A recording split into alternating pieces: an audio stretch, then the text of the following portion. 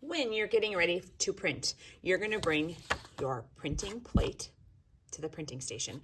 I have already printed with this, that's why it looks a little bit dirty.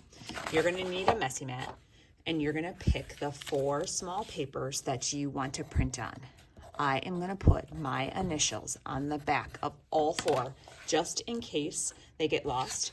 I also am going to put my initials on the back of my printing plate. That way everything is going to stay together. At the printing station, I'm going to move these nice clean papers to the side so that they don't get dirty. You're going to have a brayer and some printing ink. If you can remember with the printing ink, I am not rolling my brayer in the whole glob.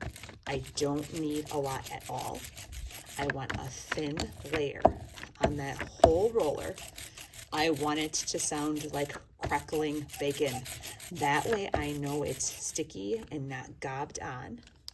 It's a nice layer. I'm looking at that brayer. Nice thick layer. I don't see gobs gooing off. I'm going to take that nice thin layer and roll it on my printing plate. I don't want it to gob into all those textured spots. I want it just to be on the flat surface. I am not going to pick that up. My hands will get dirty. I'm just going to take my clean hands and my clean paper and lay the paper right on there. I don't want to push or shift it because it'll get blurry. I am gently rubbing, holding it with one hand, rubbing with the other. And I am going to take a little peek. I'm lifting one little corner and I'm seeing an awesome print. I'm going to lift it up and pull that first print. Awesome.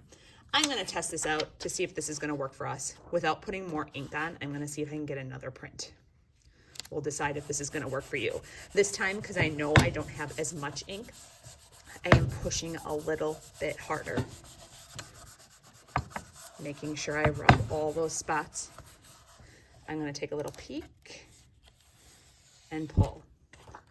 That print still turned out really nice. Is it as dark as the first one? No. So you have a choice.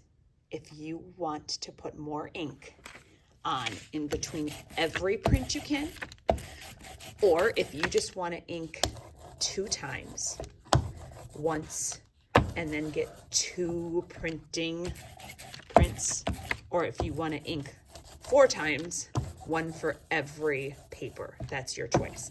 So for sure, I need to put ink on at least 2 times. I'm going to put my next paper on.